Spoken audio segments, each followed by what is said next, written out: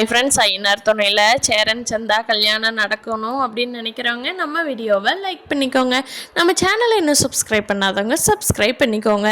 ஒரு வழியாக சோழன் அவங்க அம்மா அப்பா கிட்ட போய் பேசுனதோ அவங்க அம்மா அப்பாவுக்கு இவங்க ஃபேமிலியோடு வந்து கேட்டது கொஞ்சம் பிடிச்சிருக்கு. அவங்க மாமா இல்லாதனால சோழன் வந்து டைம் கேட்டார் இல்லையா, 6 மாதம் எனக்கு டைம் கொடுங்க, நான் 30 லட்சம் 20 சவரன் நகையும் போட்டுறேன் அப்படின்னு சொன்னதுனால அவங்க சரி எப்படியும் அதுக்குள்ளே பொண்ணை நல்லா பார்த்துக்கிற அளவுக்கு சம்பாரிச்சிருவாங்க அப்படின்னு சொல்லி சம்மதம் தெரிவிக்கிறாரு. அந்த சமயத்தில் வெளியே ஏதோ சத்தம் கேட்குது. எல்லாரும் வெளியே வந்து பார்த்தா அந்த மாமா முறை ஆகுதில்ல சந்தாவோட, அவங்களோட ஆட்கள் வந்து நிற்கிறாங்க. பயங்கரமாக கையில் அது இதுன்னு அருவா அது மாதிரி கொண்டுட்டு வந்து நிற்கிறாங்க சண்டைக்கு. ஏய் யார்ரா நீ, எங்கேருந்து வந்திருக்க? எங்கள் அண்ணா கல்யாணம் பண்ண வேண்டிய பொண்ணு நீ எங்கே? அங்கேயே உன்னை துப்பாக்கியில் ஷூட் பண்ணியிருக்கணும், தப்பிச்சிட்ட, இப்போ இங்கே எங்கள் ஊருக்கே தேடி வந்துட்டியா அப்படின்னு சொல்லி தமிழில் அரைகுறையாக பேசுகிறாங்க. அதை கேட்டு சேரன் சோழன் நிலாக்கெல்லாம் கொஞ்சம் பயமாயிருது. ஐயோ இங்கே வந்திருக்காங்களே அப்படின்னு.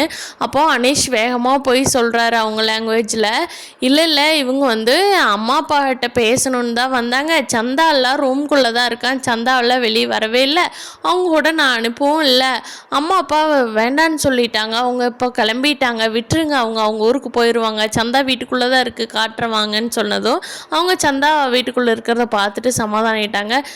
வேகமாக போயிரு உங்கள் ஊருக்கு அப்படின்னு சொல்லி இது பண்ணுறாங்க. அனிஷ் நான் ஃபோன் பண்ணுறேன் அப்படின்னு சொல்லிட்டு சேரன் சோழன் நிலாலாம் கிளம்பி வேகமாக வந்துடுறாங்க. ஆனால் அவங்க ஃபேமிலிக்கு இவங்களை பார்த்த உடனே பிடிச்சவங்க சம்மதம் சொன்னது இந்த அடியாட்களுக்கு தெரியாது. எல்லாம் வேகமாக கிளம்பி ஊருக்கு வந்துடுறாங்க. என்னாச்சு என்னென்னு பல்லவன் நடேசன் எல்லாரும் கேட்குறாங்க. நடந்த விஷயத்தில சொல்கிறாங்க. அனீஷ் எப்படியும் அவங்க வீட்டில் பேசி சம்மதிக்க வச்சிருவான் அப்படின்னு சொல்லி நடேசன் சமாதானப்படுத்திட்டு இருக்காரு. ஆனாலும் சேரனுக்கு பயமாக இருக்குது, என்ன நடக்குமோ என்னன்னு தெரியல, இவன் வேறு 30 லட்சம் 25 லட்சம் லட்சக்கணக்கில் சொல்கிறானே, நம்ம எங்கே போகிறது, கல்யாணத்துக்கு வாங்கின கடனே இன்னும் நிறையா இருக்கே அப்படின்னு சொல்லி நினச்சிட்ருக்காங்க. அண்ணன் பார்த்துக்கலாம், நான் ஒரு கணக்கு வச்சுருக்கிறேன் பார்க்கலாம் அண்ணே அப்படின்னு சொல்லி சோழன் சொல்கிறாரு. அட்வொகேட்டுக்கிட்ட இருந்து நிலாவுக்கு ஃபோன் வருது. நிலா பேசிகிட்டு இருக்காங்க. ஏம்மா இன்னைக்கு ஹியரிங் வந்துடுறியா, இன்னைக்கு வந்தீங்கன்னா ஃபைனல் டிவோர்ஸ் பண்ணிடலாமா அப்படிங்கிறாங்க. நிலா இருந்தால் ஒரு நிமிஷம் கூப்பிட்றேன்ட்டு கட் பண்ணிடுறாங்க. அப்போ சோழன் பக்கத்தில் தான் இருக்கார். என்ன நிலா என்னாச்சுங்கிறாங்க. வக்கீல் தான் ஃபோன் பண்ணாங்க, இன்றைக்கி டிவோர்ஸ் வந்து லாஸ்ட் டே, இன்றைக்கி போனோம்னா ஃபைனல் ஆயிரும்னு கூப்பிட்றாங்க அப்படிங்கிறாங்க. ஓ நீ என்ன முடிவு பண்ணியிருக்க நிலா அப்படின்னு சொல்லி சோழன் கேட்குறாரு. இல்லை நான் போகலை, அதனால் நம்ம கேஸ் இன்னைக்கு போகலைன்னா கேன்சல் ஆயிரும், நான் போகலை அப்படிங்கிறாங்க. ஓ பரவாயில்லையே, அப்போ என் கூட வாழ உனக்கு சம்மதம் தானா அப்படிங்கிறாரு சோழன். பில்லாமையா பின்ன இந்த வீட்டில் காலந்தள்ளிட்டு இருப்பாங்க, ஆனால் இப்போதைக்கு வேண்டாம், அவ்வளோதான், அடுத்த இயரிங் போட்டுவிட சொல்ல போகிறேன் அப்படிங்கிற. உனக்கு பொறுக்காதே நிலா, நான் கொஞ்சம் சந்தோஷப்பட்டுறக்கூடாதே, சரி உன்னோட சாய்ஸ் பண்ணு ஏதோ அப்படின்னு நினச்சிக்கிட்டு வெளியே போயிடுறாரு சோழன்.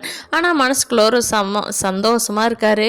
எப்படியோ நிலா வந்து இன்றைக்கி டிவோர்ஸ்க்கு வேண்டான்னு சொல்லிடுவா, அது வரைக்கும் சந்தோஷம், அதுக்குள்ளே நம்ம பார்த்துக்கலாம் அப்படின்னு நினச்சிட்ருக்காரு. இல்லை இன்றைக்கி டிவோர்ஸை கேன்சல் பண்ணிடுறாங்களா, சேரன் சந்தாவோட கல்யாணம் நடக்க போகுதாங்கிறத வரப்போகிற நாட்களில் பார்க்கலாம் ஃப்ரெண்ட்ஸ்.